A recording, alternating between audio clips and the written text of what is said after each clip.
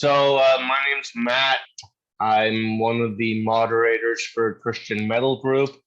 I live here in New Brunswick, Canada, and been a metalhead since I was, I don't know, 13, 14. And yeah, we're here with Diamonds to Dust. Yeah. Nice to meet you guys. Nice to meet you. All right. Definitely nice to meet you guys. Yeah. Nice. And I'm I guess I'll say who I am, and then everybody might as well introduce themselves. So we'll just whoever wants to go after I go, just go for it. Yeah. Okay. So I'm Jay Goodwin. I've been a metalhead. Oh God, I don't even know. I've been a metalhead like way too long. I do all kinds of music. My main one-man band, because I have like three. My main one-man band is called the Jazz Soul Metal Experience, and I've been a moderator for Christian metal for about as long as Matthew has. So whatever that was, a year and a half ago, something like that. Yeah, something like that. Something like that. Yeah. So yeah, it's great. So Jay, my question to you is do you do the jazz, the soul, and the metal all at once, or is that? This is an interesting question because the music I've been writing lately has components of all three in the same song. That's cool. And I'll say that the first song that I released under the name the Jazz Soul Metal Experience was actually it was a cover of a Grave Robber song. Grave Robber did a acoustic covers album called Dry Bones, and they did like 6 songs, and then they had other people, like just friends of theirs or whatever, record covers. So I played like all the instruments except acoustic guitar. Okay. I also sung these vocals. So in the song, there's like me singing. I almost have I think I kind of went for a Crash Test Dummies type of vibe on the song, like vocally. But like when you start getting towards the middle of the song, I start doing these like black metal, death metal vocals. Like it's all in an acoustic song. And then also in the middle of the song, I have a piano solo. Oh, okay. Yeah, so it's really weird. So I mean, a lot of songs that I'm doing for my upcoming album with another one-man band. Like I said, it's a big mixture of all of them. So I guess y'all will hear about that. That's cool. So yeah. Sorry, everybody introduce themselves. I'm looking forward to this. This is great. Yeah. All right. Christian, you want to go? You want me to go? I don't care. All right. I'm Christian. I'm the vocalist for Diamonds to Dust. Yeah, that's me. I'm Barry. I am the rhythm guitarist and clean vocalist of the band. Awesome. We're one of the clean vocalists of the band. And very cool. Yeah, I guess. How long have I been in metal? I don't know. I've been in metal since I was 10. Long time. 30, yeah, it's a long time. It made me sound old. I was probably 12 when you were starting around. So I mean, come on. You're still a baby, though. That's the thing. Yeah. So. And I am Zachariah Turnage. I am the vocalist of Blue Fire Horizon. I am not part of Diamonds to Dust. I was invited on by these two wonderful moderators simply for the sole purpose of trolling Christian. So they messaged me a few days ago, and they're like, "Hey, we got this interview scheduled for Diamonds to Dust. You want to come in? You're such an internet troll. You can just come in and troll Christian." I'm like, "I'm down. Let's do it." Sounds like a plan. All righty. All right. So, first question that I have. Okay, so when I first heard you guys, as a band. I heard Corpus Christi, that single, right? And I'm like, wow, this is amazing. This is fantastic.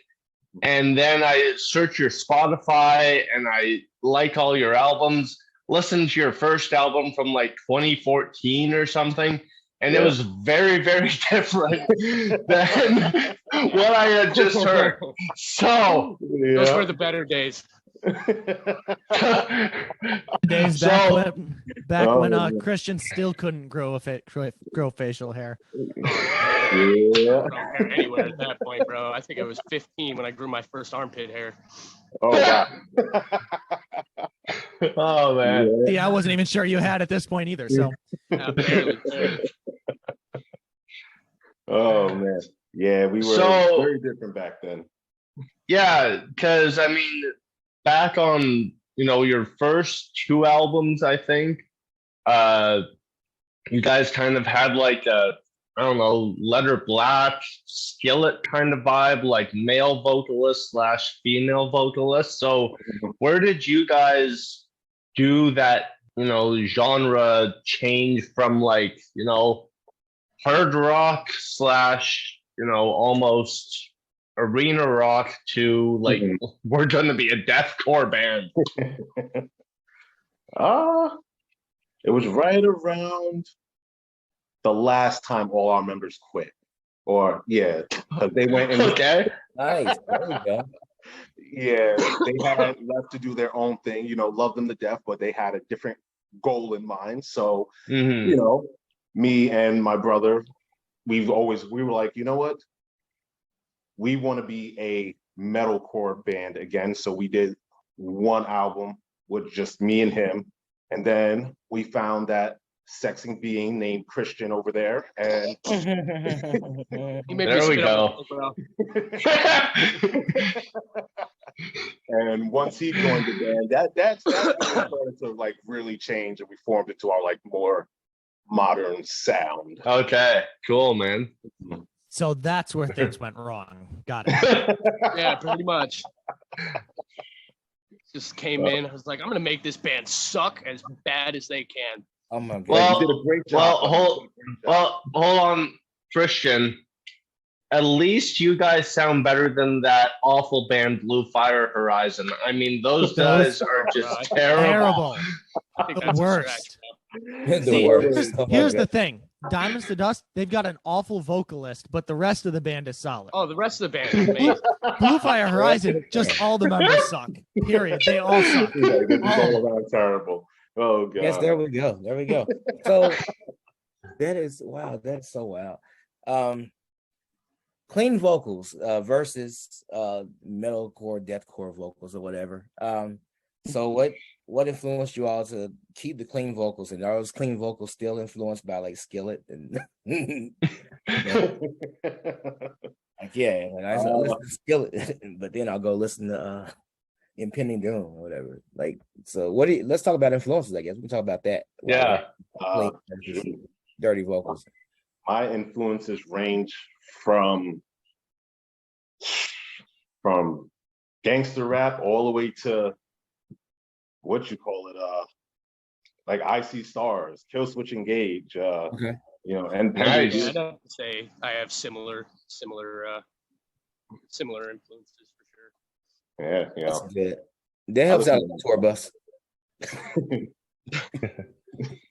I listen to most music. I'm just like, if it sounds good and I like it, I'm like, hey, I'll put it on. Yeah, like for sure. There's a market for everything. If it's bad, trust me, I'll tell you it's bad. I'm just like, definitely tell you it's bad. Oh yeah. Which Kill Switch Engage era are like? Do you like the most? Do you like Howard or do you like Jesse? Howard, most definitely. Not gonna lie. Yeah. When Jesse came back, I loved Jesse in the First Times of Grace album, but I was like, Howard Jones all the way, man. It's like, such an amazing. I would say he's my #1 role model for like singing. Sound nothing like him. Oh yeah. But he's the one who I would have to say, I'm just like, damn, bro, your voice. Yeah, for sure. Yeah. Stellar. Super. Absolutely. We definitely want to favorite vocals too. Let's throw him on a gospel album. Let's go. I gotta say that when I saw their music video to the Signal Fire and you had both Jesse and Howard singing the vocals, that to me, like as a Killswitch fan, that was just amazing. That made my year. It really did. That was sick. I'm not gonna lie, it's still one of their top songs today. But all the fans together, it was just like, all right, it's like we can leave them be now. Yeah, they did it for just sure. for the fans. Oh, absolutely. Yep. Right on. Cool. Yeah. Well, I guess so. More about I guess deathcore overall. So what kind of reception have you all gotten since becoming a deathcore metalcore? So is that how you describe yourself, basically as a deathcore band or just a hybrid? I don't know. Whatever the crowd says, you know. Yeah, I don't know. I'm like, I guess I would say a hybrid, like, or a metalcore band with deathcore influences. I don't know. We've got called so many things, and people argue over so many things. I'm just like, yeah, I know, right? Melodic deathcore. Yeah, it's just like, no, they're death metal with a tint of blackened deathcore in there. I'm just like, bro. Yeah, I always, we had a debate recently about a band. Well, maybe like a few months ago about a band in our admin group, admin moderator group, and it was. I'll go on and say the band name. It was Broken Flesh. We were talking about. Oh yeah. Okay. So they definitely consider themselves just a straight up death metal band. But people argue about it because, I mean, first of all, like when you look at like the articles about them, including like Wikipedia, deathcore is like in there. Some people say some people that don't like deathcore be like, they're not deathcore or whatever. But I literally Wickish. Yeah, you know it. Yeah, you know it. But I mean, they literally have some definite deathcore influences for sure. But it's very brutal death metal. And I mean, I love it. They're definitely one of the top tier bands. But listen, I'm gonna make a confession here, okay, and this will probably get me banned from being a moderator in the group. But I honestly, like, up until being a moderator for CMG, I never really understood, metalcore, deathcore. To me, growing up, it was just all metal, right? Like As I Lay Dying was metal, Demon Hunter was metal, Extol was metal. I was like, who cares? But I never really understood the genres, and I still don't fully understand the subgenres. But yes, that's funny. I'm muting you right now. Don't even worry about it. No, I'm muting him for this chat. Get him out of here. No, I'm not gonna people die over those genre names, man. I'm just like, I will have somebody argue with me on any platform that we have for hours about why. Shoot, I had someone argue with me about my band. They're just like, you're this. I'm like, well, I consider no, because you have this element and that element, so that makes you. I'm like, okay, well, if you say so, buddy, I'm not gonna fight you. No, exactly. Yeah, I can understand like some things. I can understand like doom metal, because it's usually like super slow and depressing, or like rap metal, like that stuff is playing. Oh well, yeah. Or even like progressive metal, like versus for like progressive metal versus doom metal, for example. I mean, those are definitely two different, categories of music. But yeah. Or in Blue Fire Horizon's case, K-pop metal.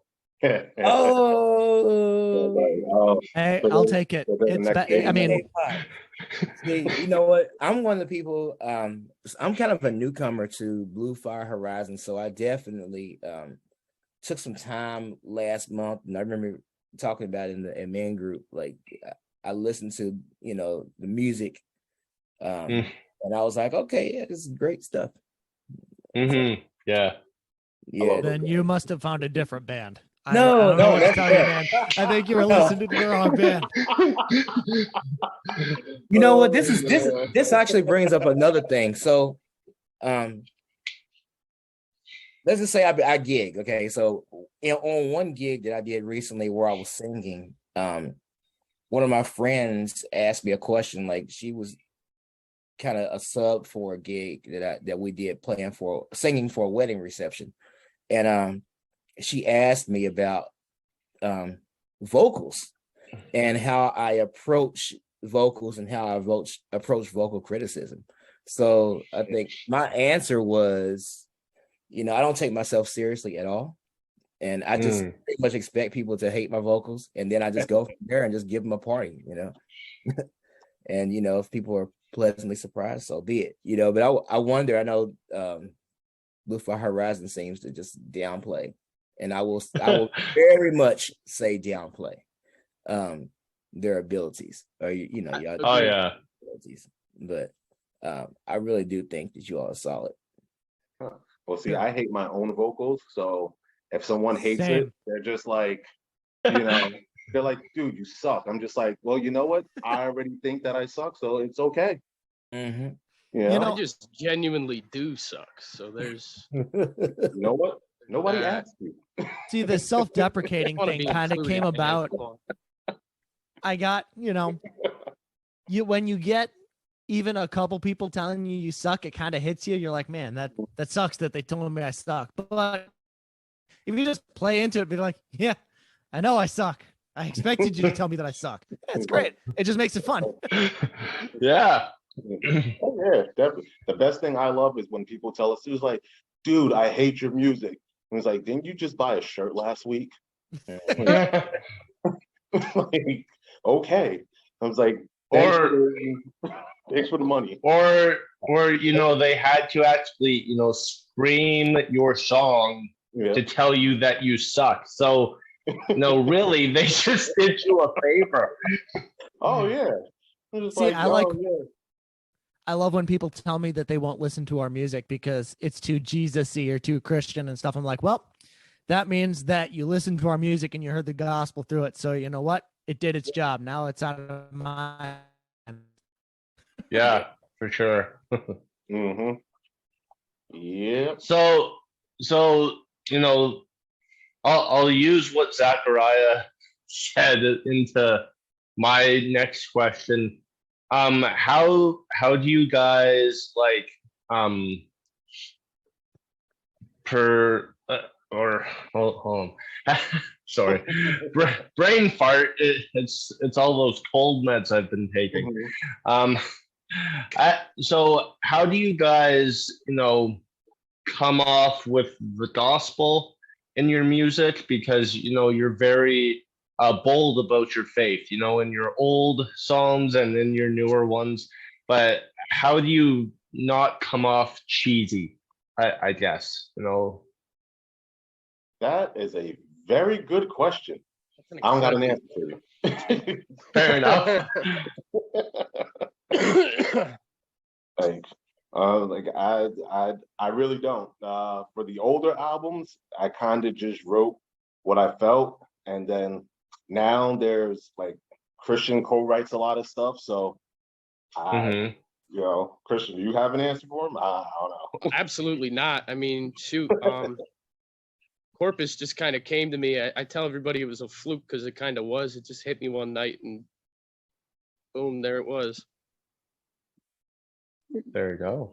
Pretty much. I just kind of go, I kind of just do the same thing. I'll sit with the music and I'll go for it. And then I'm just like, all right, well, this is cool. And either people are going to like it. The big thing is you can't let your own thoughts get too in the way. Like if you think it's cheesy, it might end up being cheesy. So, you just got to write what you feel and try to fight that internal battle. And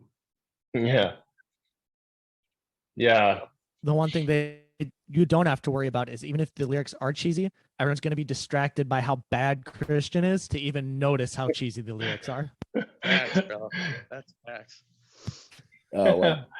Shower singing on display for the world. I'm just totally joking, man. Totally joking. Okay, let's talk about Jesus Christ. We're going to talk about Jesus Christ for a minute. Okay. Let's talk about each of you all. When did you all become Christians, and what has that journey been like? Like, how does that define your life and your music? Well, for me, I grew up in a Christian home, and you know, most of those values and morals and stuff like that has always been there. But it wasn't until like my 20s where I actually started to like, you know, I've always had the foundation. I've always believed. It's like, yeah, oh, do you believe in God? Yeah, I believe in God. You believe in Jesus? Yeah, I believe in Jesus. But I never really like, I guess, found salvation until like my 20s, where I really tried like to hone in on it. I got baptized. I was actually going to church more often and stuff like that. And I tell people all the time, you know, I'm not perfect, and there's a lot of people. I might be going off topic a little bit, but you know, they'll hear me say something like, I said the word damn earlier, and I know people are going to crucify me for that word later on, but you know. Oh no. Yeah. Oh yeah. Bro, don't tell them about my Whitechapel cover. You know, it's just, I tell people, I'm like, listen, I'm not perfect, you know, and I'm doing the best that I can as a human being. So, you know, I walk with Christ. It's been a struggle, but like, that's my faith. And either you can walk with us on it, or, you know, you can get left behind, you know. Yeah, I just follow what the word says, you know, and that's all I can do. Is my personal journey with Christ is my personal journey, you know.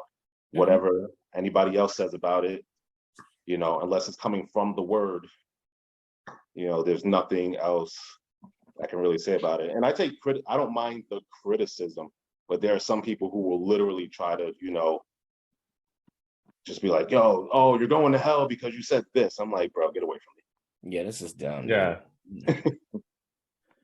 Yeah, those kind of debates exist, like within the Christian metal group. Some people, they're like, the profanity. Oh my goodness, the profanity. And my gosh. I'm like, what was profane about the word damn? Like, I mean, what? Who was like super offended? Who was you know, did anybody get hurt? Like, did y'all get hurt about it? Oh my goodness. So some people did. Feelings got hurt. Yeah. Feelings got damaged. Yeah, exactly. Yeah. It's like, I like to say, listen, man, don't judge me because I sin differently than you. I'm like, I'm pretty sure, you know, you lied about a speeding ticket last week or something like that. So listen, unless you can walk on water and all this other stuff, you know, let's all just come together and, you know, let's do this right, you know. No, for sure, man. Yeah. At least that's me anyway. Can't say that for anybody else. Yeah, all right, so let's go to the next. Let's go to Christian. So, what about you, man? I grew up in a Catholic household, and I technically am still a Catholic. But I would say I didn't really switch to Christianity, but I started going to a Christian church when I was in my 20s. And I would say that was a year before I joined Diamonds to Dust. And I loved it. It's a different feeling. There's a different kind of love there. There's love in both churches, but it resonated at that point in time. The Christian church was where I was supposed to be. At least that's where God was telling me to go, and it really healed me a lot from where I was at that point in time. Yeah. Oh yeah, for sure. On. Yeah, y'all forget these hand signals. My wife just came in the door, and I had to show her some love in my own way. Understand, you can't not say hi, because then an argument will ensue afterwards. That's true. Oh man. Yeah, it's all good. All right. You want to? Let's see. Is anybody not going? Let's see. I'll go. I'll say really quick. So I grew up in a Christian household, and somewhere in my late teens, I had walked away from it and decided, yeah, that's not for me. And then give it 2 or 3 years later, God kind of gave me a smack in the backside of the head and said, dude, get your act together. Yes. So that was probably about 6 years ago now. It's incredible that my faith and my scriptural knowledge has grown tenfold in the last few years being in the Christian metal scene. And don't get me wrong, there are a lot of people that say a lot of really stupid things and don't know what they're talking about. But having the Christian brothers and sisters in the metal scene there to like kind of encourage me and lift me up and has caused me to learn a lot more and study a lot more. And it's actually been one of the best things for my faith that could have happened. Awesome. Yes, sir. Okay. I do have one more thing to ask. This question is for Bartholomew. Oh. Yeah. First and foremost, your name is Bartholomew. It's a very black name. It's a Bible name, but I was like, this guy's It's actually not Bartholomew, but my name is Barry. But okay, Melvin ratted you out, and I laughed so hard. Yes. I thought your name was really Bartholomew. I was like, yo, that's so dope. And then he was like, nah, it's just Barry. He's lying, bro. Bartholomew. That's metal. Barry is short for Bartholomew, but my name is not Bartholomew. Okay, gotcha. Okay. It's just Barry. It's just Barry. Oh, Barry. How boring. Bartholomew's a name I'd go to war with. Okay, so you're a black guy, just like I am. Mm-hmm. And, so we're about to talk about this subject. Uh-oh. So we're black guys. So what has it been like for you being a black person in metal, and especially in Christian metal? And just the reason I thought about this question is because my experience being in Christian metal and even being in a moderator for the group has been, I'll just say it's been surprising. You'll find, I've found a lot of archaic attitudes that I did not realize existed. So I'm really wondering what your experience has been like. To be honest, I've only had I would say like one bad experience. Overall, it's been overwhelmingly positive. Most of the negative mindset, unfortunately, comes from just the, I guess, Christian music industry per se. Like a lot of the fans will, if you talk about anything other than the Bible, then it's just like, oh my God, he's like, you're not Christian. Oh my God, you swore. Oh my God, you said this. Oh my God, you're wearing all red. I'm like, it's like any and every dude. There's some odd things. But overall, or I know I've heard a bunch of stories where Christian metal bands that went secular because they were just like, listen, I was smoking a cigarette and someone spit on him. I think it was Either Breather.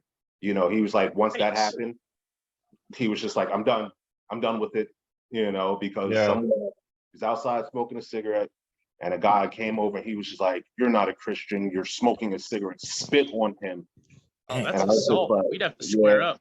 I'm just like, I know the story. I didn't realize he got spat on. I just knew that, it was one of those, people ridiculed him for smoking and stuff. I didn't. Yeah, there was, I think it was one of his live streams or something like that. He was saying, they spit on him. And I was just like, I'm like, we would have threw them hands because I'm sorry. There's we swear. I'm not going to lie. I do smoke. Straight up. It's a terrible habit. I know. It is what it is, but it goes back to what I said earlier. Don't crucify me because I sin differently than you. The Bible says we all fall short of the glory of God. So, amen. I'm for sure. I'm sorry, but nah. But back to your original question. Christian knows what I'm talking about. This one guy on YouTube literally went out of his way to write on one of our songs. He was like, I don't like that N-word that's singing, but the rest of that made me so angry. Oh my God. Are you serious? Yeah. Yo, it was ridiculous. Didn't even type out the full word. Literally said the N-word. Like typed out the and then word. He was like, but that other guy is great. And I was like, yo, that other guy doesn't like you. And he was referring to Brandon, so I spoke for Brandon. Yeah. But nah, that was wow. I was just like, yeah, that was interesting. Didn't see that coming at all. But like overall, like especially live or anything, like people are pretty cool. If they do have any kind of malice, I don't see it, don't notice it, probably don't care enough to notice it. You know, so wow. I mean, it's almost laughable that he typed out N-word rather than actually typing it out. I mean, can you even take a person seriously if you're gonna say something like that? At least have the balls to say it, right? Yeah, I know. At least go all the way if you're gonna do it. If you're gonna go big or go home. Just gonna put balls to the wall. Like that's the kind of thing that like you'd think that for someone to say that it takes balls to say that, but like still be cowardly about how they say it. It makes no sense in my brain. Exactly. He knew he was gonna get ridiculed either way. He's trying. So he's trying to insult you, but be politically correct at the same time. I think don't know how that works. He just doesn't really understand. Oh no, that's not politically correct. Oh man. But yeah, good. Wow.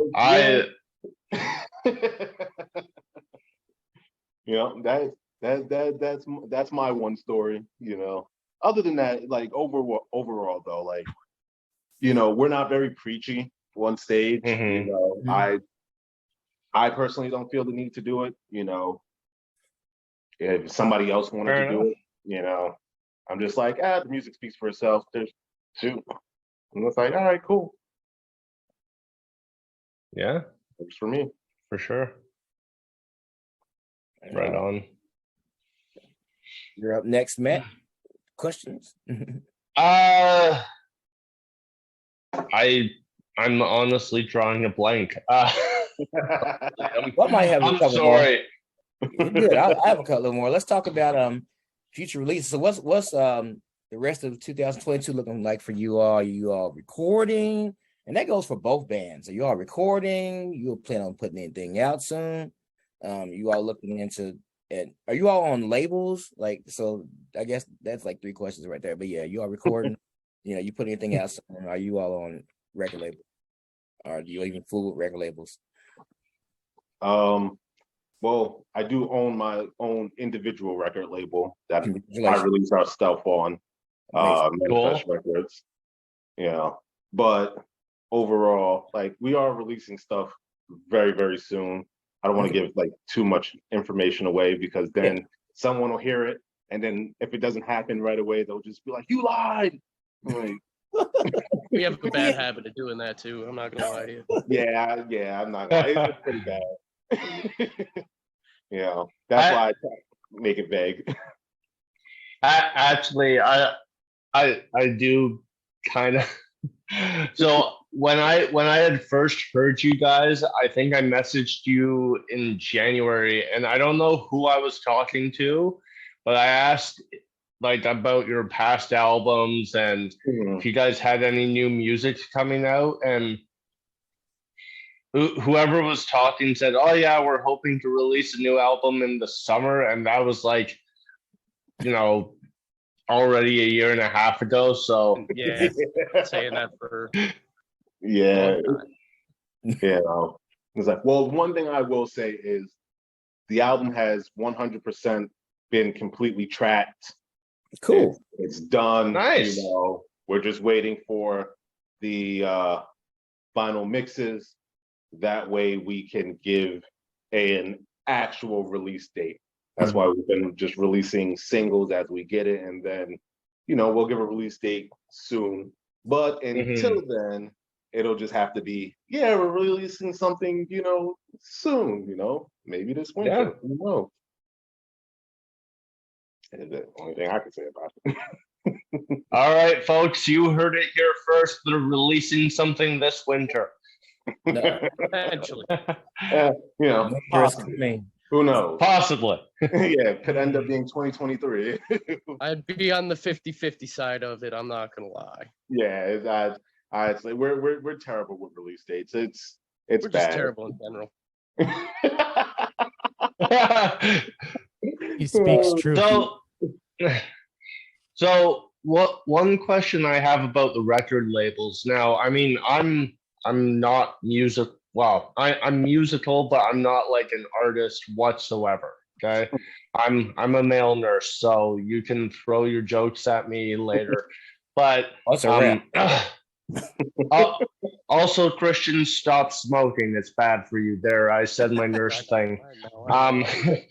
But so when, like, you've seen other bands, like I would say more popular, Christian bands like Seventh Day Slumber, TFK, they went independent as well.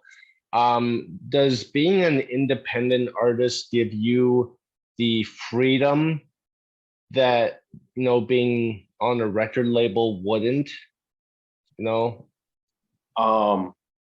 Just from me knowing the business side and doing it for so long, yes and no. It all depends on your contract. Like a lot of people that complain about record labels and stuff like that, first thing I want to say is they never read their contract. They're like, oh, I'm giving so much money up front, and they don't realize, the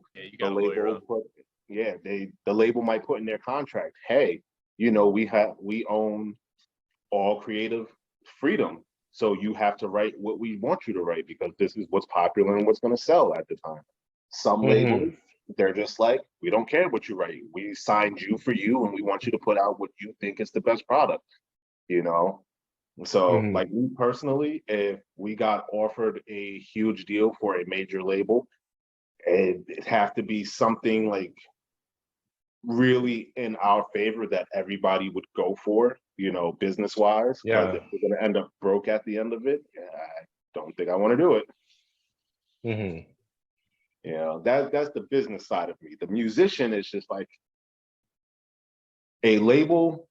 Everybody who talks about being independent does not truly know what it takes to be independent. They see I think 5 or 10% of musicians who have made it by doing it independent, and they think everybody can do it independent. If that was the case, why do most independent artists still end up signing to a major label? Wow. Sure. Yeah. Well, if that was the case. Music's very expensive too, though. So I mean, it is. Love you too, baby. Yeah. Sorry, my daughter. Right? Music is incredibly expensive. I mean, that's like kind of the point of having a label backing you, to be able to tour all that other stuff. But at the same time, it's like a really big, it's almost like a student loan. Some of these guys get handed like 10, 15 grand. You got to pay it back. You got to pay it back, right? So your music or whatever. It can be really brutal. Some independent artists do really well. We were speaking to some of the guys from Shadow of Intent, and they told us a little bit about it. And they were really cool. They let us know some of the stuff, but it's definitely difficult. It's really, really expensive. Maybe later on it'll pay off, maybe not. It's an investment. Yeah. It's 100% a sure. full-time business. Yeah. Yeah, so. Well, thank you for opening my eyes, because I mean, no, seriously, like for someone who isn't, in that music world of, record labels and, touring, I mean, it's interesting because I know Michael Sweet from Striper has often said that he hates Spotify because like Spotify gives the artist so little from those music streams, but everyone loves Spotify, right? I mean, everyone's streaming, and Their it's pay wages are really low unless you're like a K-pop artist like Blue Fire Horizon and making tons of millions and billions of views every. Oh yeah. Seriously though, those guys making like billions of views, they accumulate some money off Spotify, but you gotta, it's insane for little artists like us. You can't make any money. It's one of those things where even if you take someone as big as like Fit for a King, you got to look at their business model. Their business model is, they're trying to get a million views on all platforms, not just one. And that's where a bulk of the money comes from. But for most artists, even someone like, let's take Justin Bieber, he's not seeing a lot of that money. And granted, I love streaming. Music industry has gotten better due to streaming, because before that, everybody was pirating music. So there was definitely no money like 10 years ago. But this is true. But at the same time, it is very little unless you can make a really big name for yourself and actually start making some money on all platforms. For me personally, right now, I'm just happy that we're getting the following. The money is the least important thing about it. The fact that we have, I think, 9,000 monthly listeners right now on Spotify alone, and then across all platforms, I think we have close to like 40,000 followers. I'm just like, nice. That's really so. Someone once explained it to me like this: is that Spotify, if you are relying on streaming numbers to grow to be your business, it's a losing game. Absolutely. Spotify and Apple Music and whatever other streaming platforms is a tool. It is easier now for people to discover your music than it ever has been. The streaming platforms is where your fans find you. Once they find you, it's up to you using social media and other things to reel them in, to get them to come to shows, to get them to buy the merch, to get them to buy the CDs. So if you look at the streaming as being the moneymaker, you're not going to win. You got to look at it as a tool to draw the people in. And then once you've drawn them in, then they start buying the merch, they start coming to the shows and all that kind of stuff.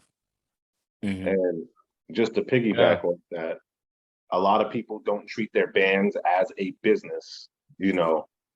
People are just like, oh, we, like a lot of things that we do are very strategic. Like even Christian has sat down with, what was it, Left to Suffer's manager? And he learned some of the tricks to the trade, and now we use some of them, because as a business, that's where it is. If you do not treat this as a business, I'm not saying you shouldn't have fun with it and that you shouldn't enjoy what you're doing, but it is a business.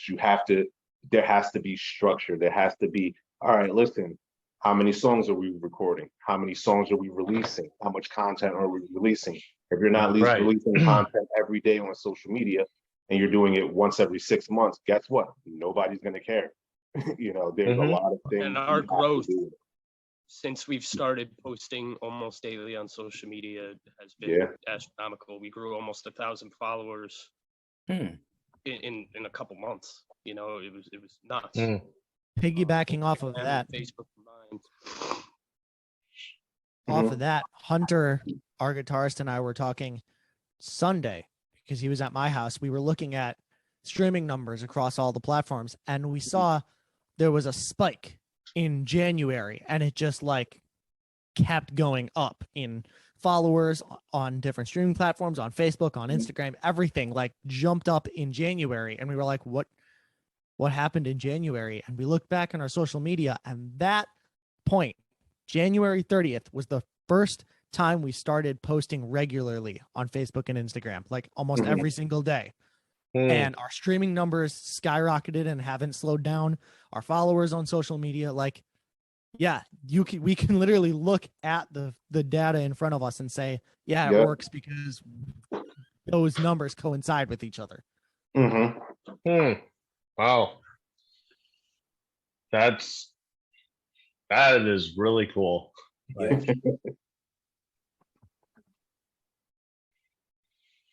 Hey.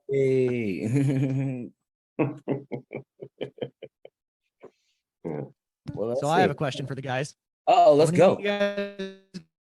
When you guys gonna go west away from shows with you guys? I know, yo, that was. I said, when are you guys? I heard coming to play Megatron has arrived. I said, when are you guys coming to the Midwest so we can play some shows with you guys? Yeah, there we go. Whew. I'll leave that for Why are you putting it on me, bro? Come on. Hey, I can't answer any better than you can. My question to all start driving.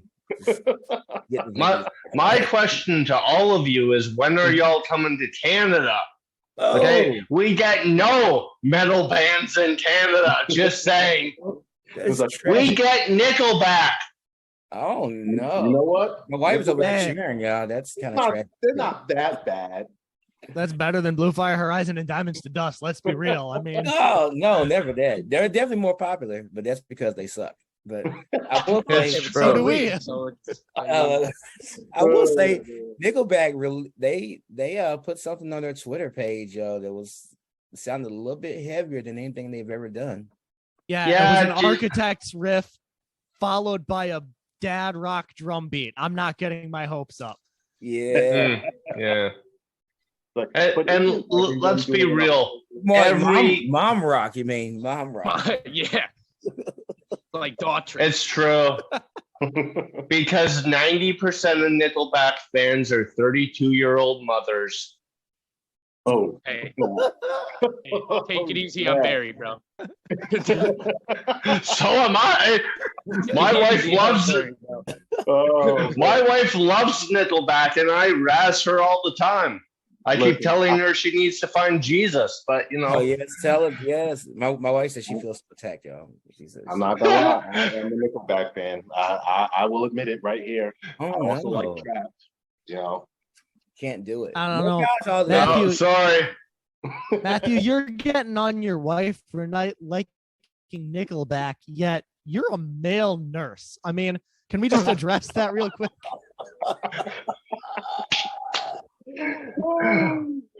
Yeah. You're not one to talk.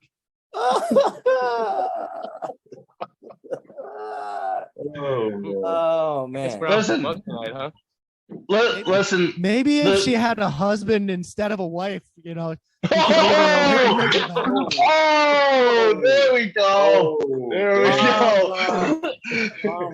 Burn. How much do you regret inviting me onto this tonight? I love it. You know, honestly, I'll be right back, Ted. All right. Okay. Honestly, Zachariah, I will say, I've heard it all when it comes to male nursing, and you know, I just don't care anymore. Yes, Christian, I had to go and take a pee break because of all the jokes, man. Oh man. But you know what? To that point, I did meet my wife in nursing school, so we're both nurses. So you know, okay, that is one check mark in my favor, I guess. I'll tell you what. I mean, we do death metal. You have to send us like some nursing horror stories so we can write metal songs from. Listen, how much time do you have? Okay. Oh yeah. Oh man, I know they're pretty bad, man. Yeah. Oh man, the amount of time. I was like, anytime I think of metal, anything in metal, I think of Carcass and Tourniquet. Like those are two bands that like really had the metal, the medical themes going on. Yeah. Oh man. Yeah. That's funny. Speaking of Tourniquet, are there any like classic Christian metal bands that you all like adore? Obviously, R.P. Ted Kirkpatrick. Not sure. Did you all, any of you all grow up like listening to Tourniquet or anything like that? Christian still hasn't grown up, so. Oh, well, I guess there we go. Well, I know Zachariah loves. I know Zachariah loves Striper. He's the biggest Striper fanboy. Man, every time I talk to any of the admins or mods from this Christian metal group, they got to bring that up. And I'm like, dude, I'm going to get myself like ostracized from the community if you keep making me talk about how much I dislike Striper. You got to wear yellow and black for the next concert, bro. Yellow and black.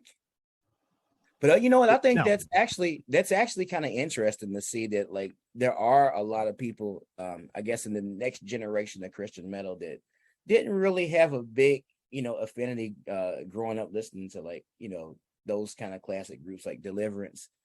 I'm gonna name a couple of groups like Deliverance, Vengeance, Rise, and Tourniquet, Mortification, maybe, Sacred Warrior. Like some of these bands, I know Sacred Warrior. And I've never heard any of them. Like, I know Striper only because of the group. I'm like, everybody knows Striper. Okay, here's something interesting in our group, and I know I say this almost on every interview we've done. The favorite 4 bands, it seems, in our group are Disciple, Skillet, Striper, and Demon Hunter. There might be one more. No, Theocracy. Oh, Theocracy. Thank you. Yeah. Disciple is 5th. Sorry, Theocracy is that. Yeah. You ever listen to any of them? Nope. Demon Hunter. Right, good. Not so much. Good. Skillet. What you call it? Shoot, woman, don't bother me. Oh!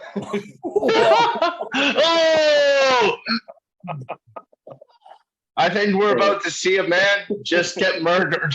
Right here on live video. Let's go. Like Skillet was one of my top bands, and until they kind of changed their sound. I don't think they're bad by any means, but like their Comatose album, I was just like, that album was amazing, and then they weren't so amazing anymore. So they're also mom rock now. Yeah, I know. I think the classic metal bands from the 70s, 80s, 90s, at this point, this generation of metalheads, like I grew up in the late 2000s, so that stuff was 15, 20, 25 years before me. So true. I didn't grow up with any of that stuff. And nowadays, if you played Striper and then you played Diamonds to Dust, they're not even the same genre of music anymore. Yeah, you classify them both as metal back in the but day like they're not the same. Now. They're not the same genre anymore. Yeah. So I mean, I know for me, like the band that got me into metal was As I Lay Dying. It was listening to their song 94 Hours. My cousin, he was a huge metalhead, and he played it for me. And then that got me into Demon Hunter and Under Oath and Norma Jean. Like those are the bands I grew up listening to. So I could not name you a Tourniquet song or a Mortification song. Like I've just never listened to them, and actually, it hasn't been until Striper came out with their, I would say their newer albums, like No More Hell to Pay, Goddamn Evil, Goddamn Evil, Even the Devil Believes, and like those are the Striper albums that I listen to because they have a newer sound, right? Me personally, I can't stand the 70s, 80s sound of metal. I just can't do it because it all sounds the same to me. Like, and they all dress like women. I like some stuff. I guess like male nurses, man. I was gonna make a male nurse joke, and you beat me to it. One thing, real quick though, with Striper, there's one Striper song that conditionally I kind of like. Conditionally. Okay. So here's the deal: the song, and you reminded me of it. The song "No More Hell to Pay." Mm-hmm. If you go on YouTube, where you can change the tempo, if you speed it up to 1.5 times speed, it sounds like a Kill Switch Engage song. Oh wow! Really? Like the riff in it, the riff is literally like if you took a Kill Switch Engage song and turned it down to 75% speed. So if you turn that song up to 1.5 times speed, it actually sounds kind of solid because it's a cool riff. Well, I'm gonna write that down. I know. Yeah. Putting notes in that. So yeah, I still don't. I don't like Michael Sweet's voice. I don't like the high 80s voice. I just don't like it. So just have to ignore that if you're me. But the riff sounds really cool if you speed it up. That's interesting. No, fair enough. Yeah, my Striper story. Like, I definitely grew up. I was fascinated by Striper just because it was Christian metal and metal that reflected, I guess, my belief system. But I didn't like really latch on to them until they put out, like, I remember Till Hell the Devil, and there's a couple of songs off of there and In God We Trust that I liked, but most of it I was like, oh, I was really hoping they would go heavier or whatever, but they didn't for years. So I was like, not listening to that. But when they came out, they did a covers album where they like covered a bunch of like classic metal songs from like 70s. And that album was very, very solid.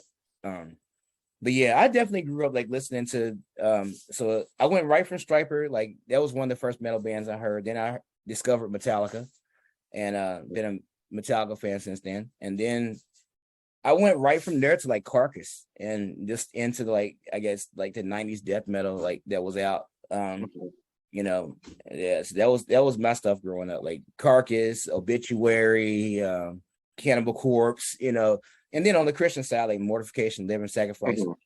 Living Sacrifice was like the first death metal CD I actually bought. Yes, I bought a CD. I bought a freaking CD. So it was a Living Sacrifice CD. And after that, like I was just heavier and heavier. So yeah, And so now, I mean, even now, like now, some of the older, I do have an affinity for like, I guess the 90s and 2000s metal for the most part, like extreme metal, not necessarily like the other stuff, but extreme metal.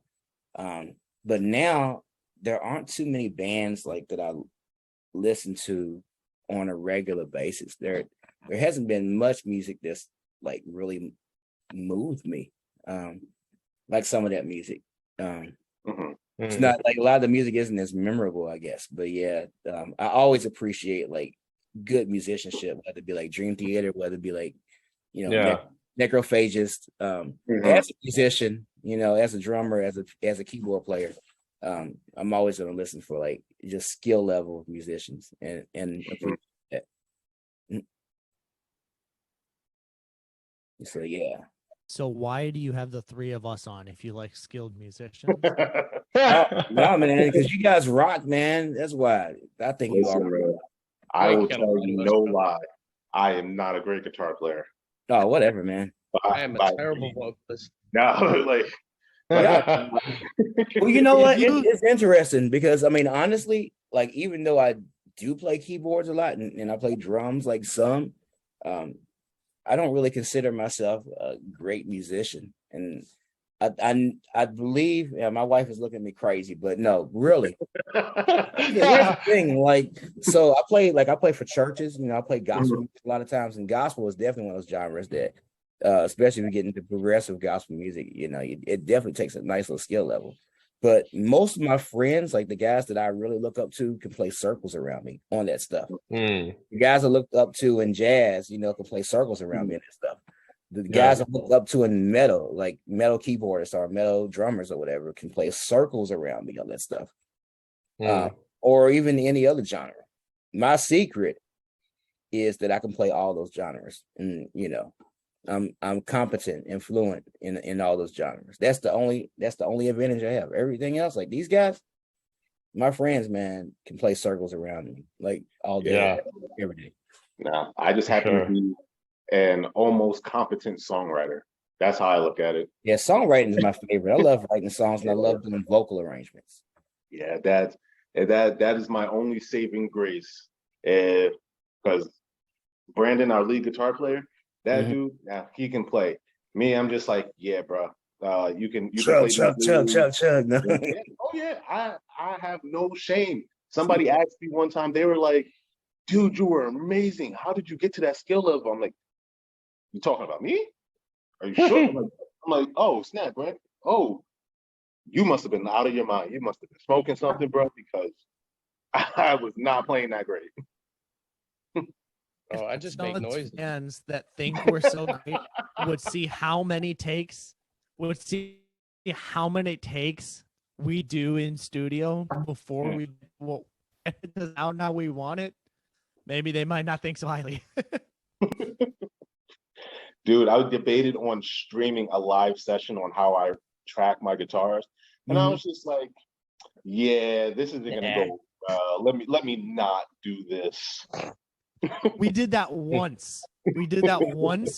When we were recording our original EP, and we were tracking vocals, and I swear to God, I was getting pissed off because there was one high note in the chorus of one of the songs that I could not hit. And we did like 12 takes live on Facebook of me just you should listen to Striper butchering the chorus of this song. I'm like, dude, turn off the Facebook Live. Turn it off. Yeah, you should listen to Striper before you started, man. Like would have inspired you, man. Oh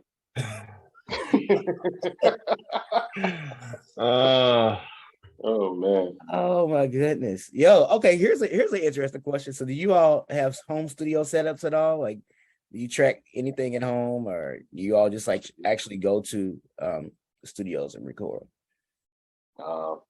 I'm too lazy to I tried to learn how to track and edit and all that stuff like that. And once I realized how much energy and effort it took, I was like, yeah, I'm gonna continue going to my guy, because Randy Pascarella, dude, makes me sound amazing in like 3 seconds. So I'm like, I'm gonna continue going to him. Fair enough. Yeah. We record everything ourselves. Oh, sorry. Go ahead, Christian. I was gonna say I would like to get a home, like just a vocal booth set up, but I mean, other than that, recording's insanely hard. I think the hardest part of it is setting that stuff up, man. It's the worst. Oh, it's nuts. Yeah, we record everything ourselves and then send all the raw tracks to be mixed and mastered. So yeah, I have the closet, my spare bedroom is soundproofed and everything, and we have all the recording software. So we track everything ourselves and then send it to get mixed and mastered. Yeah, cool. Awesome. Saves a little on paying for studio time and all that, you know. Yeah, nice. Studio's expensive. Yeah, it is. Oh my God. Oh man. But it's worth it once the song is done and everything, and they're like, man, this was awesome, you know, and the fans like it and stuff like that. So I find the reward from the music not to be monetary, but just to see, you know, when people hit us up and they're just like, oh, you know, this song was like, it really like resonated with me or spoke to me or, you know, helped me through this time. I'm like, you know, it makes me feel good in a way that, yes, I'm helping someone, you know? Yeah, so for sure. That I think that's my reward for the music anyway. That's interesting, because that actually goes right into my next question, possibly one of my last ones.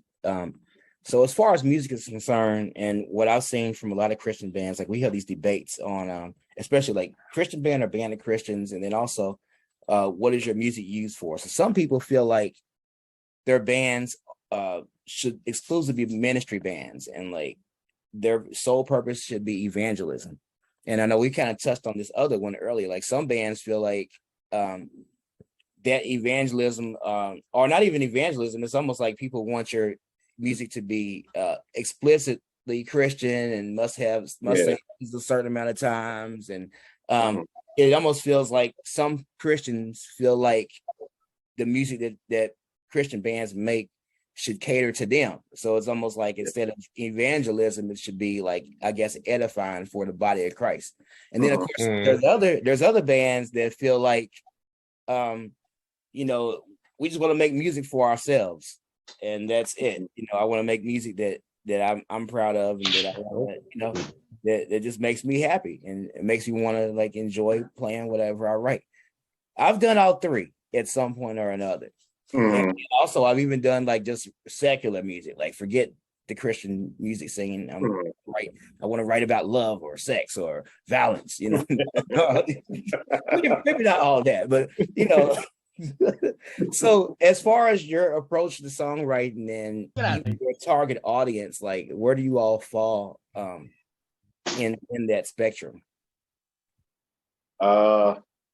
So me personally, I can't speak for nobody else, but I think it's a mix of all three. Like there are times where I just want to write something that I'm feeling, and I just do it.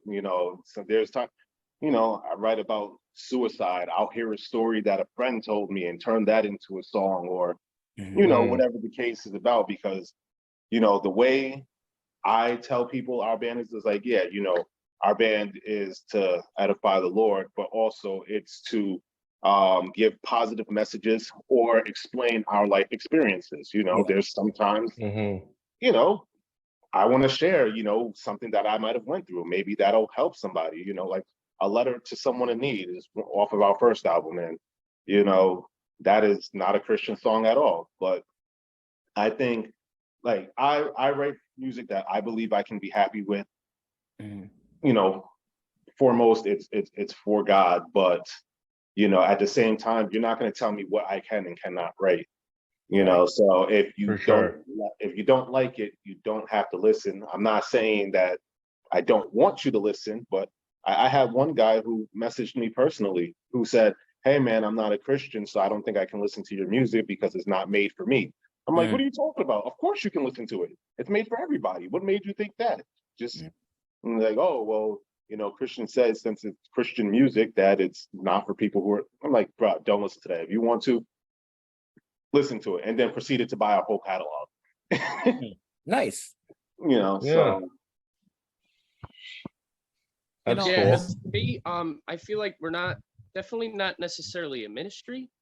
We like to write music, like as Barry was saying, we like to write music glorifying God. And I mean, I don't feel like talking about life experiences isn't glorifying God. Right. Put us on this earth. Our existence is it's his lineage.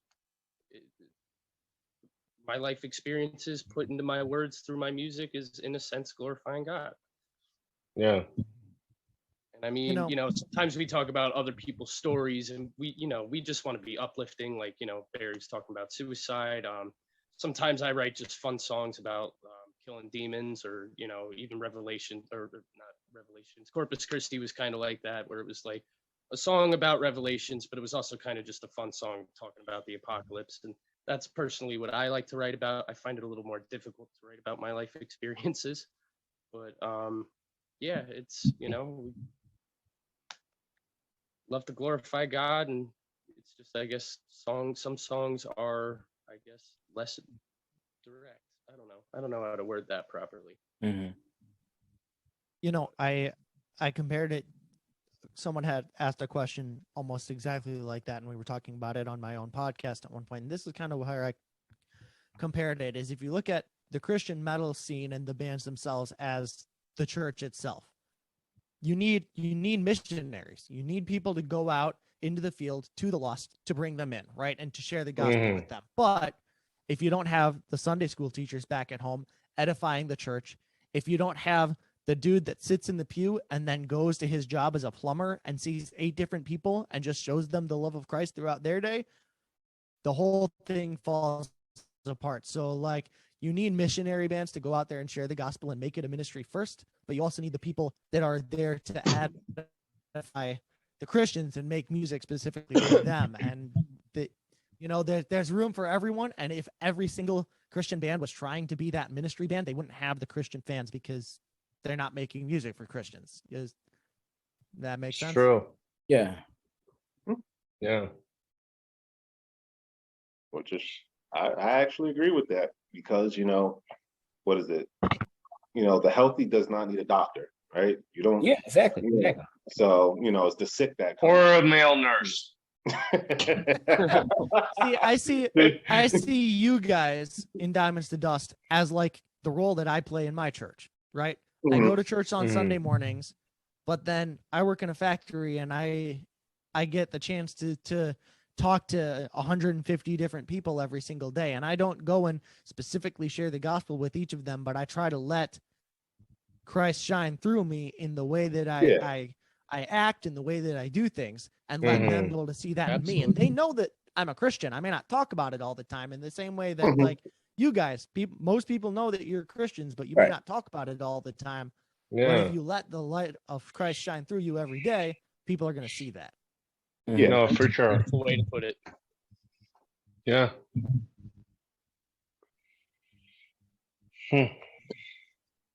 Agreed. Yeah. Awesome. Word. Like very eloquent. All right, here's a like non-specifically Christian or evangelistic question. What kind of shows and movies you all watching? Like, y'all seen anything decent recently? I'm watching Naruto right now. You know what? I respect that. Wait, you said Naruto or Boruto? No, Naruto. No, Boruto's trash, bro. Come on. Thanks, bro. Speaking of trash, have you heard Christian's vocals before? I mean, bro. I got told I was the great value Will Ramos, and that. Wow, dude! I got told I sound like the guy from AC/DC. Okay, so I would take great value. Axl Rose? No. It's definitely no. It was some old guy who heard. It was some old guy who heard my fry screams and was like, AC/DC. I'm like, no. That is so. Yeah, I'd have to say, that's definitely a different technique. I do like AC/DC though. Talking about older like metal, AC/DC is one of my favorites. Yeah, that's funny. I don't know.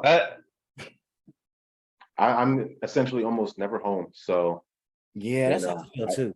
Yeah, so I don't get to watch much, or that's the wife giving me the death stare. She's just like, "Are you done?" Yeah, she has something for y'all to watch tonight, bro.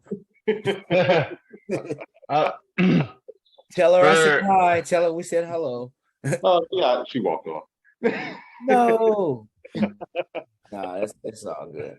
Yeah. Oh, so besides, okay, so here's something, because I know we talked earlier about like old school Christian metal bands and how y'all might not be familiar with them as much, and we talked about Skillet, but are there some Christian metal bands that actually do inspire you all a lot?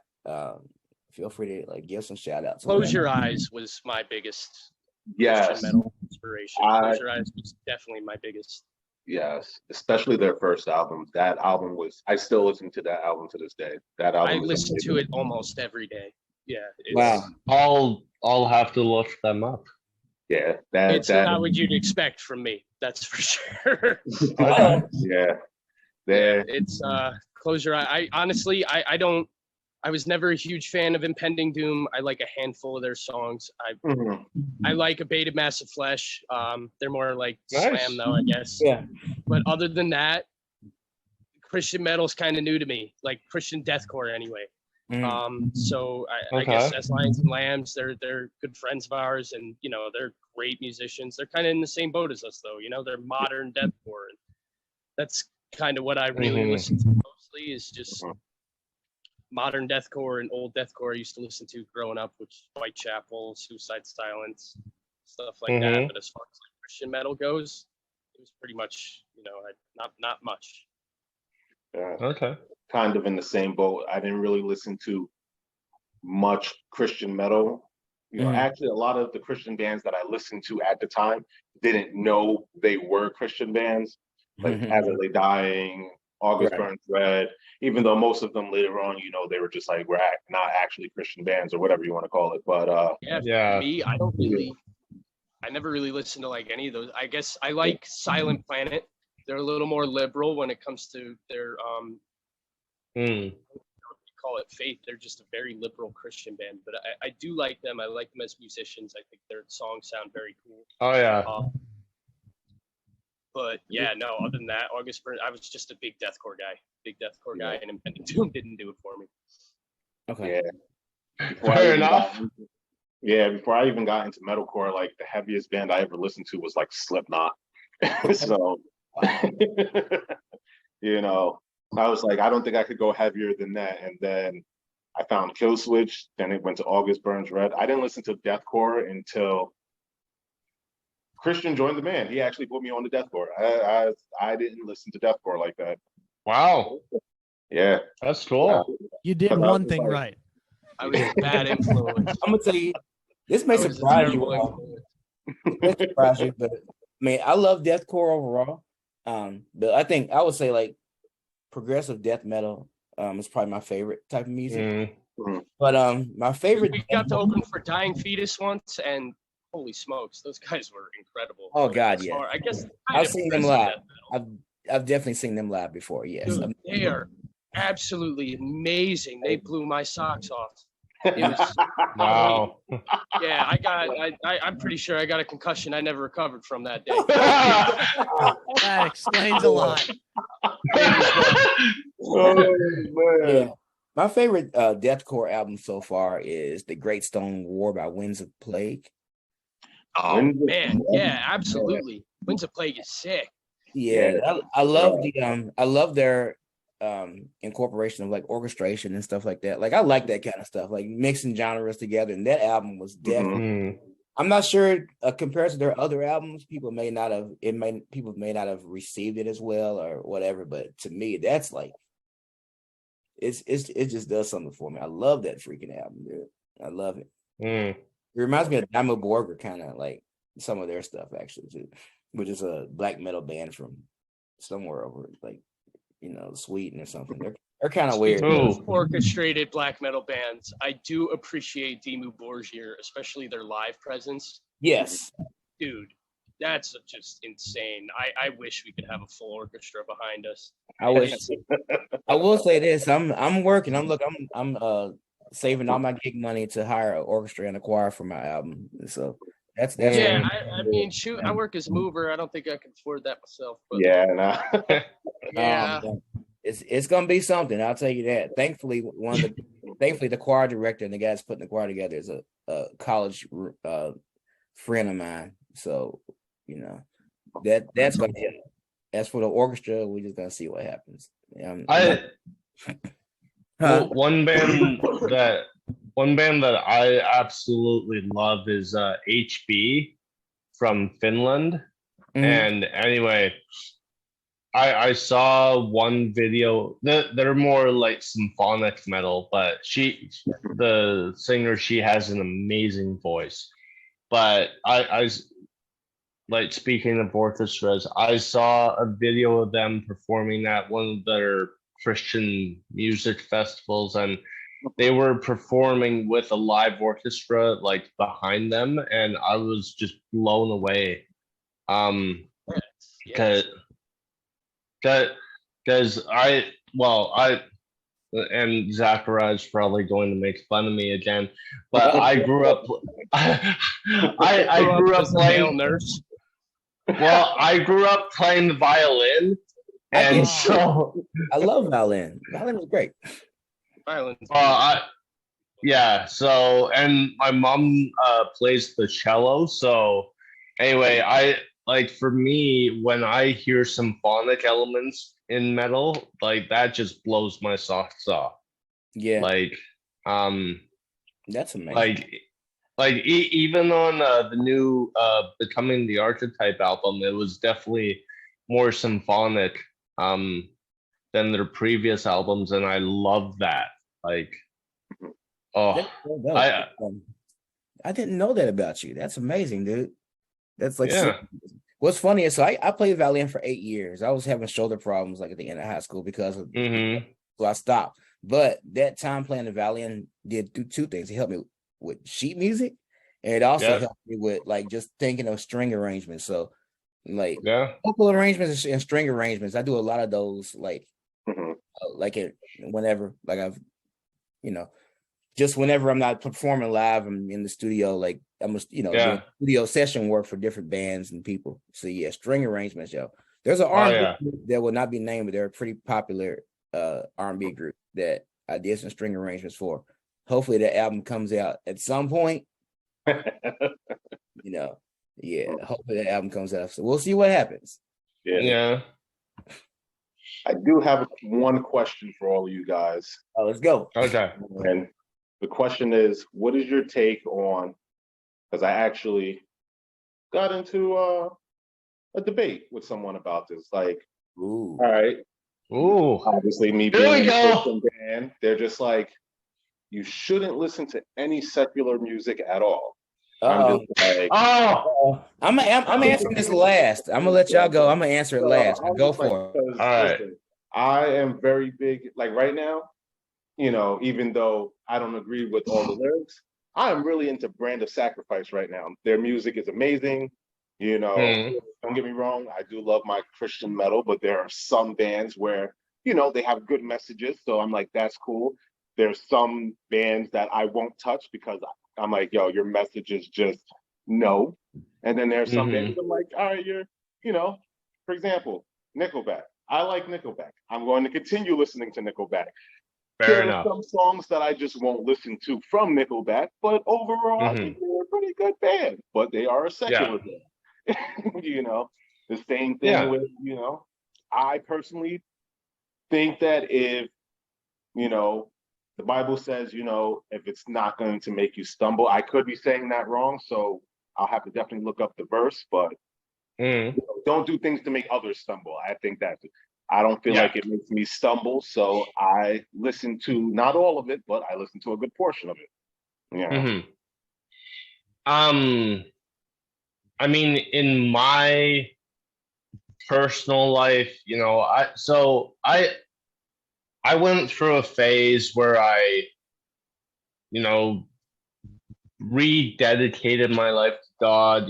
My wife and I, we got closer to God, and so we went through this phase of throwing out all our, secular movies and, secular CDs and all that stuff. And I mean, do I listen to secular music now? Yeah. One of my favorite bands that I'm listening to right now is Iron Maiden. I love Bruce. Sorry. I like Bruce Dickinson. To me, is one of the best vocalists of just our time. And for me, I love a band that tells a good story. Okay. And that has deep, meaningful lyrics. And for me, another band that I love is Unleash the Archers. They're a Canadian power metal band, and Brittany, she has one of the best female voices that I've ever heard, and they're just fantastic.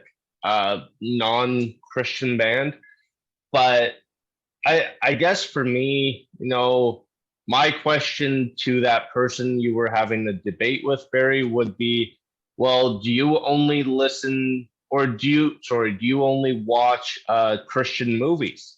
Do you have a subscription to Netflix or Amazon Prime, or do you just have a subscription to PureFlix, right? Because if you're, because let's be real here. If you're a purist, as I call them, I don't know if that's the right term or not, but if you're someone who exclusively only listens to Christian metal, and you say, no, you're damned to hell if you listen to anything other than Christian music.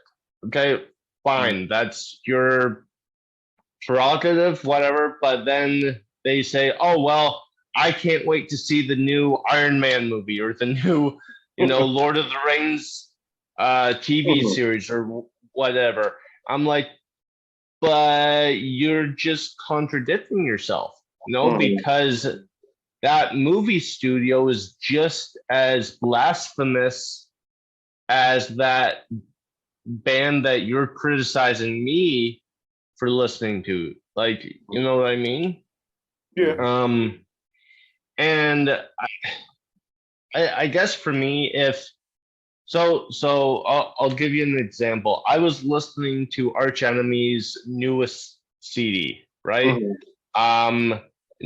She Alyssa, she has an amazing voice and she can scream.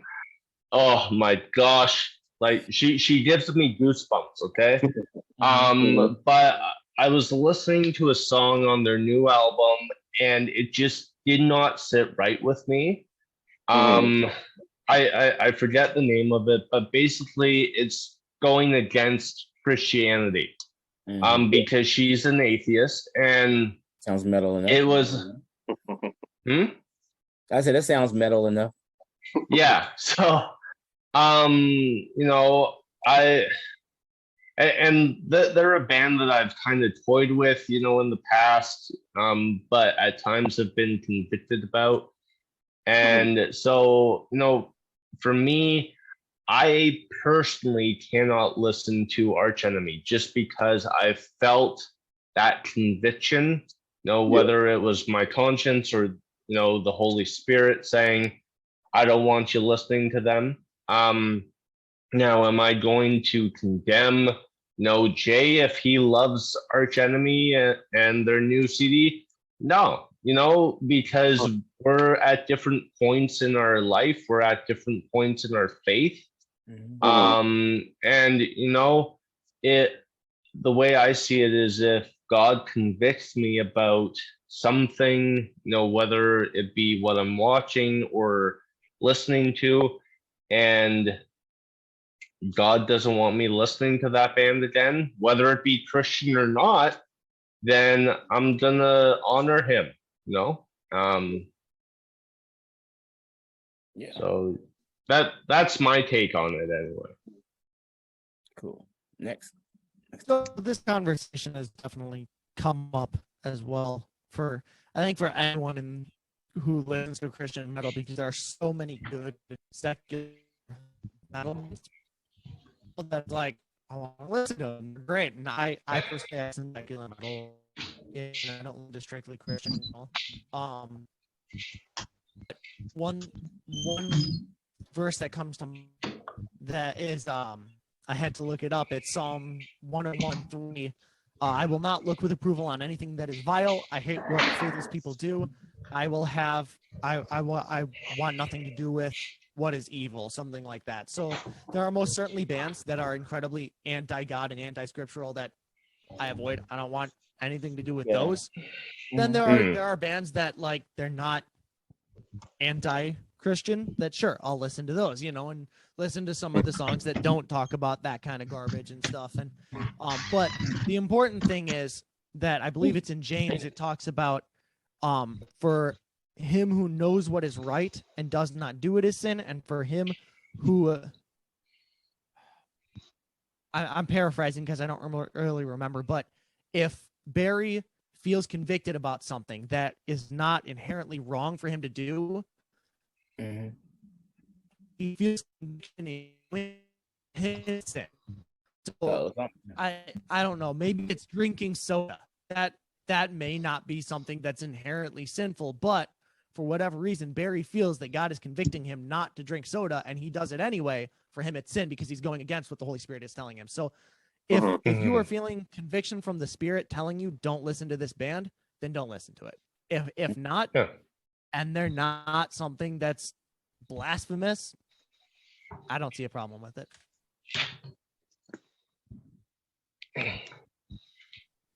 Yeah. Everybody going? My last.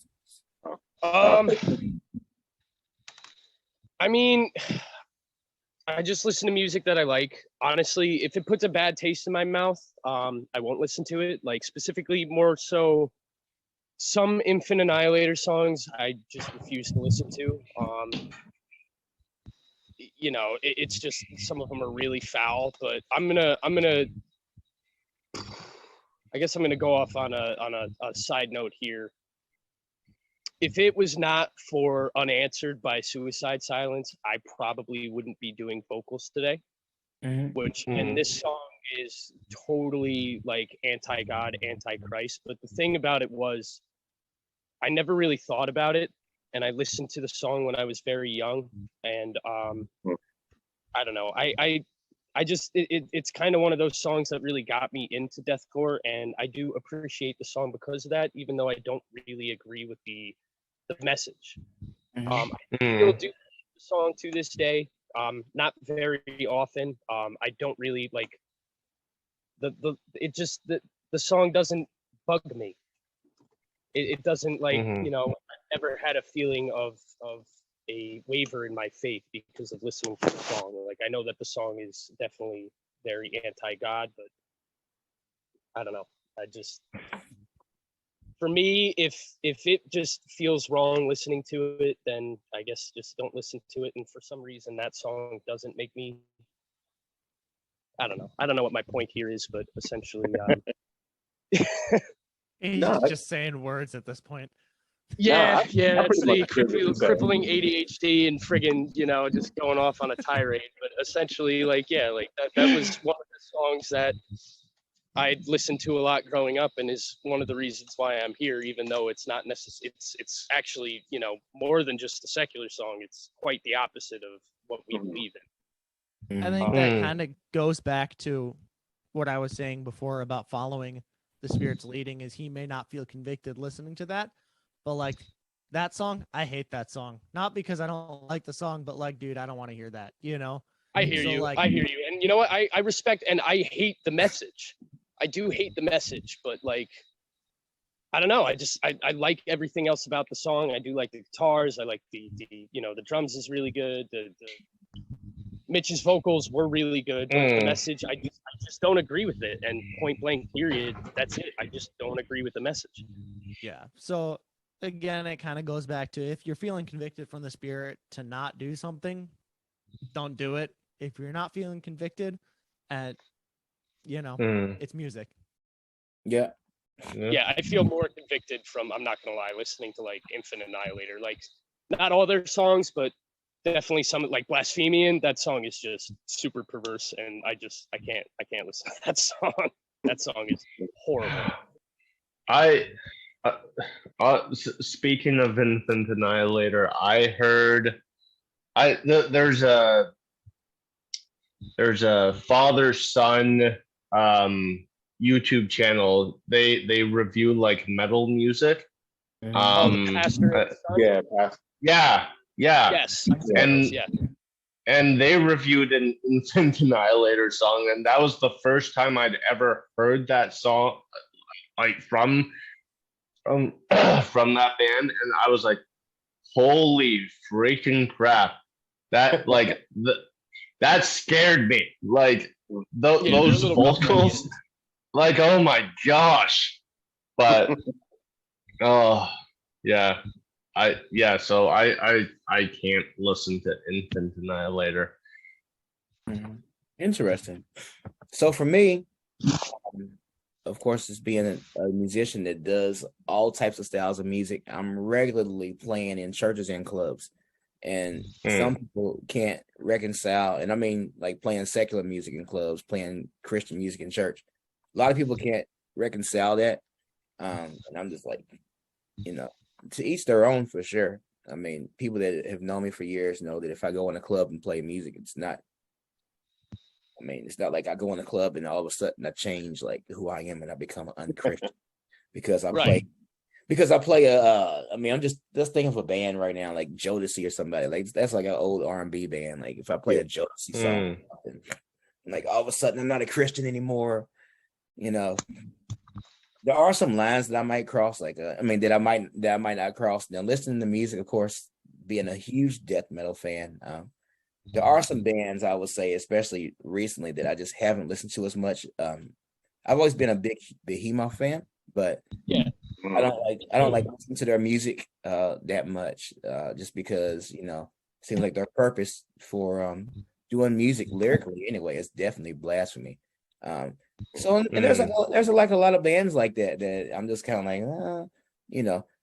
And as a musician and as somebody that likes to, that prefers to grow musically, I do try to find like bands and music and musicians that, can really play good music. So I will never limit myself to Christian music just from the fact that like, I mean, a lot of it sounds the same and stuff. And, you really can't grow if you're just like, okay, I'm gonna just stick to listening to, Skillet all day. You're just not gonna grow as a musician.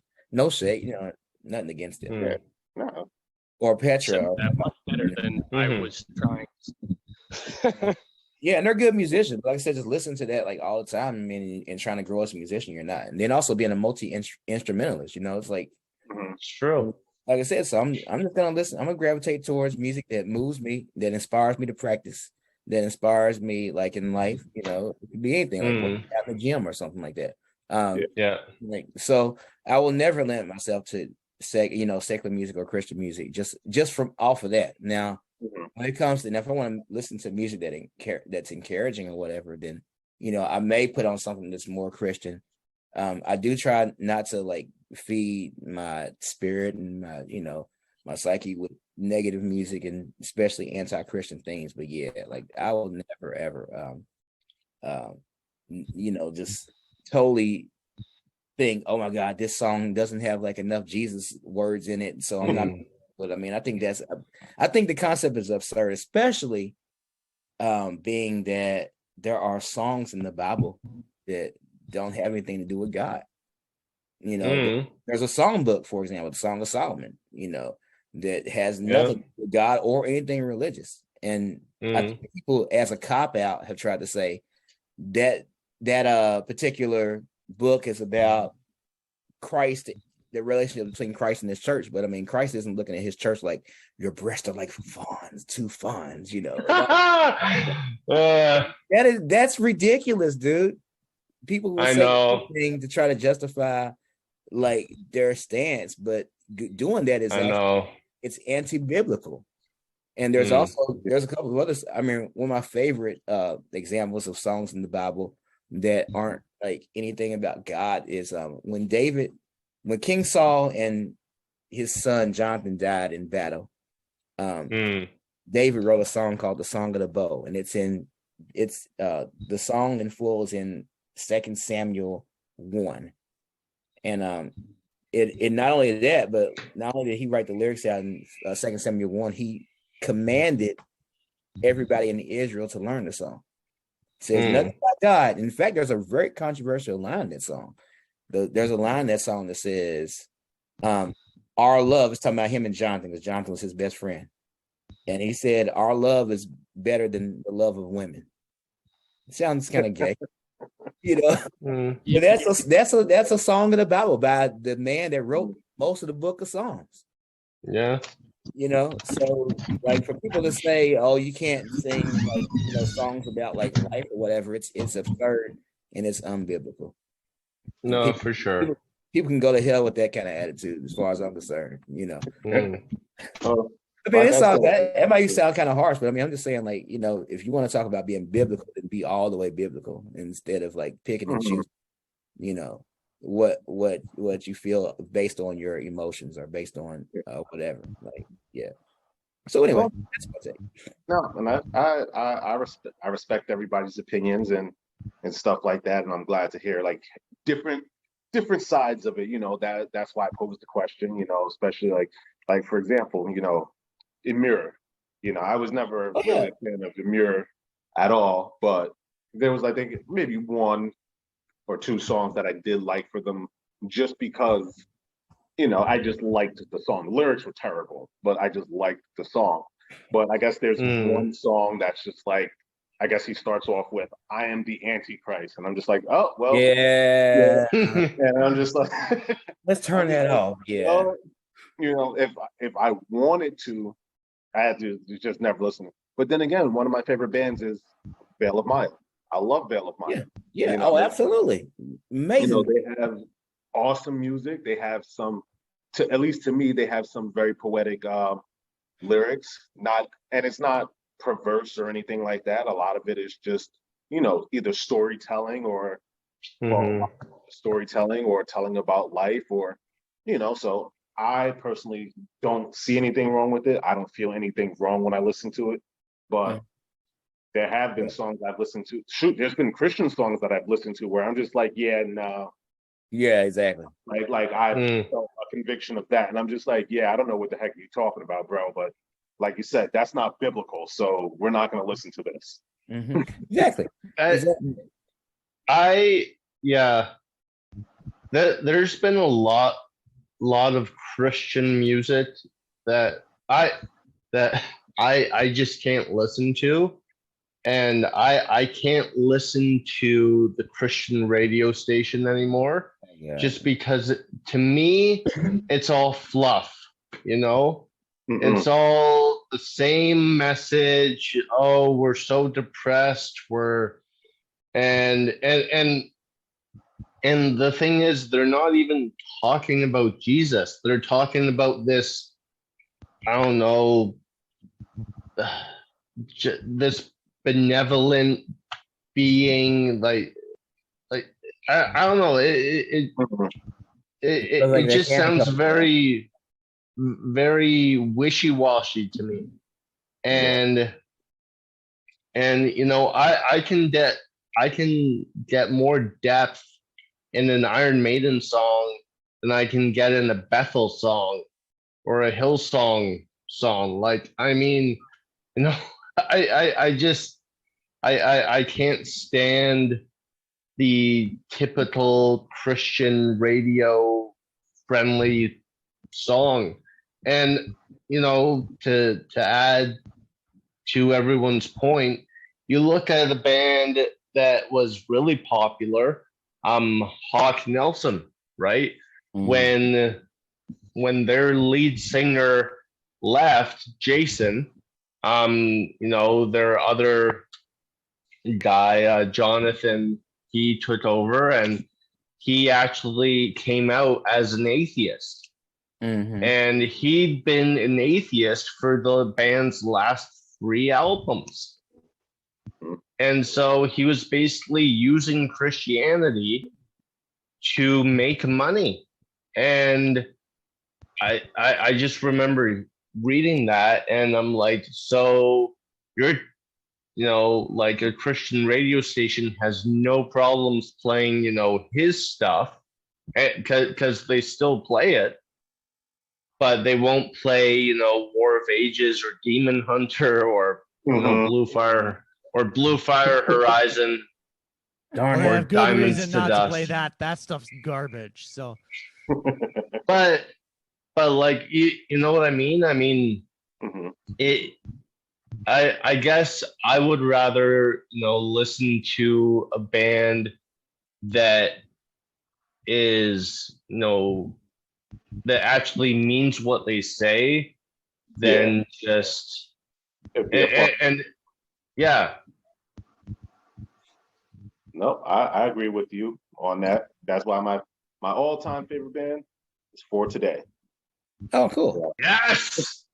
For Today is definitely. I've never been a big fan of theirs, but so many people in our group have mentioned them a lot. In fact, didn't we have weren't they in a poll recently? Yeah, they beat out Haste of the Day. Yeah, like For Today. If you want to talk about a band that means what they say and man, what they mean, like that is so. And I was, I wish they were still around, but now Maddie's playing like bluegrass or whatever. Was it Heavy Music Magazine that said that they ruined the Christian metal scene because they set the standard for musicianship and walking so high that no other Christian band could live up to them? Someone had said that For Today ruined the Christian metal scene because so funny. They were so talented, yet at the same time, they walked out and lived their faith so much. Oh yeah. No other band could live up to the standard that they set.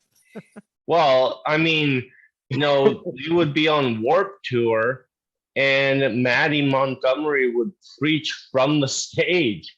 And I mean, the thing is, if any other band did that, right, in the Christian metal scene, at that time, they'd be booed off the stage. But with For Today, people listened.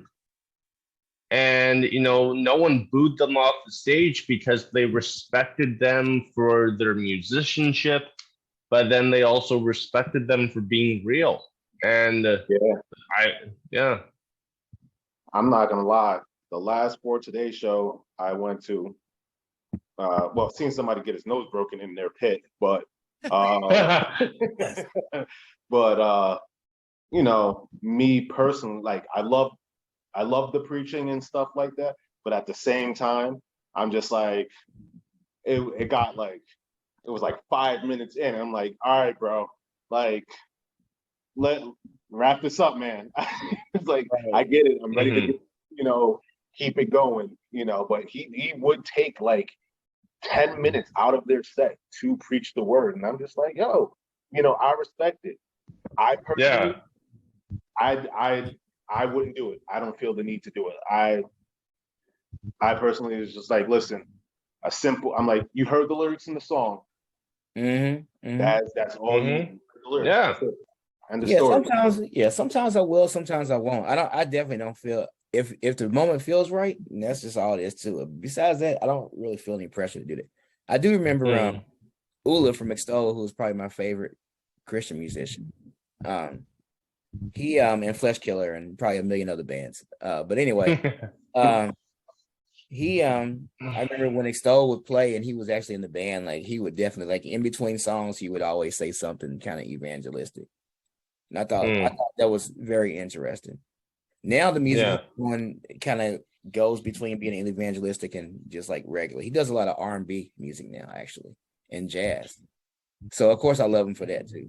But that's such a weird combination for him. Like, I mean, I like just hearing Extol and then hearing his R&B stuff. I'm like, is this the same guy?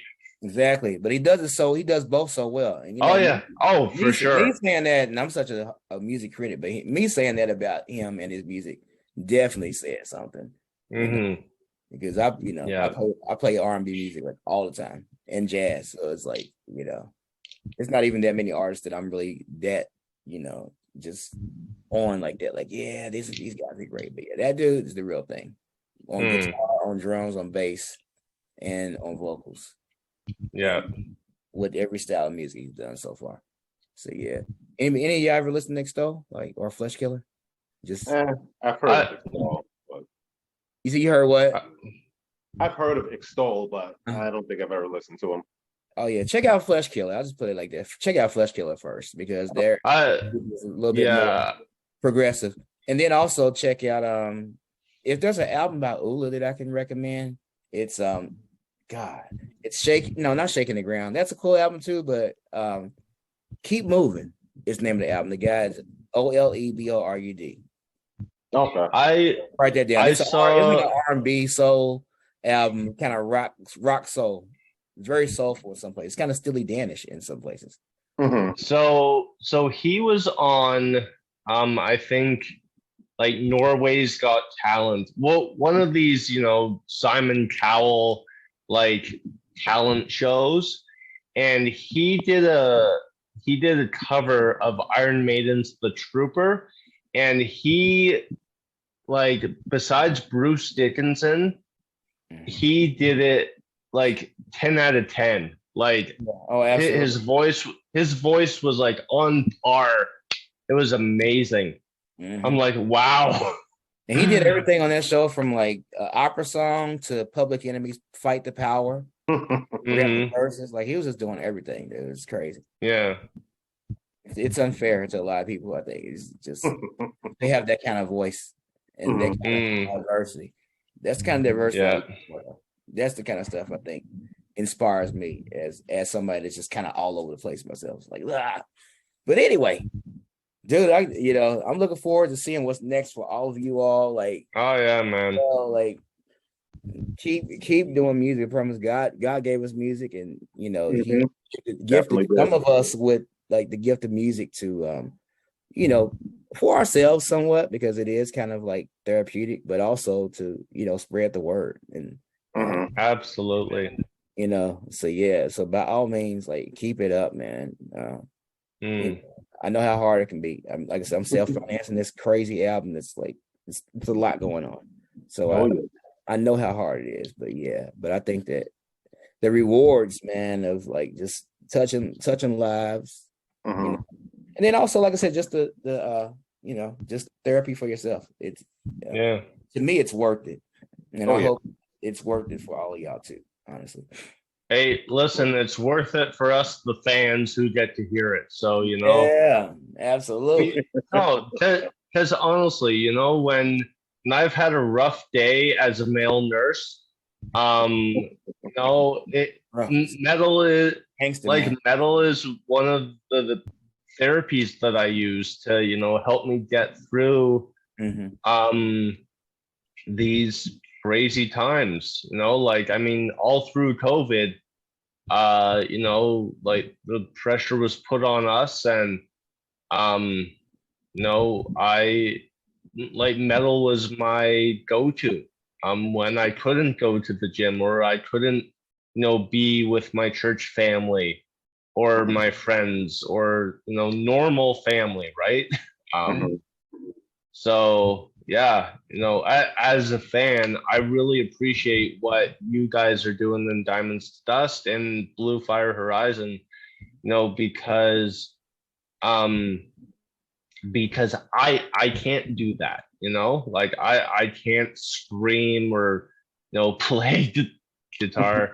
You know, God hasn't gifted me in that way, but I love that you guys are using your gifts for the glory of the kingdom, you know? Yeah, and well, sorry, what were you gonna say? I was gonna say I'm about to hop off because I got we're out of here. Here. But if you like garbage music, you're gonna like. So we've got a new album coming as well. That's still on track to be out by the end of the year. No official release date, but that's what it's on track for. And if you like extra garbage music, because we got one song that's I'm a garbage vocalist to begin with, but we got another song that we got our buddy Christian here on, who is also a garbage vocalist. Plus one other vocalist. It's a double feature on that song, and I'm not going to give that away. But since our buddy Christian's here, it's from Skillet. No. But that guy's the only one that's actually any good. So that like 25 seconds of the song is the only good part. The rest of it is just hot garbage. Fair enough. Yeah. Hey, listen, but before we leave, do you mind if I pray with y'all real quick? Absolutely. All right. Heavenly Father, I just thank you for this opportunity that Jay and I had to chat with the guys from Diamonds to Dust and Blue Fire Horizon. And Lord, I just pray that you would bless them in both their bands and their ministries. Bless them in their lives, Lord, in their personal lives and in their business lives. And Lord, I just thank you for their music and that they have a real heart for you. And I just pray that we would all continue to grow closer to you and closer together as brothers in the faith. And I thank you for this time that we could share and laugh and joke around and, you know, just talk about music. And in Jesus' name, amen. Amen. Blessings to you all. Yeah, blessings. Thank you. God bless, guys. God bless. God bless.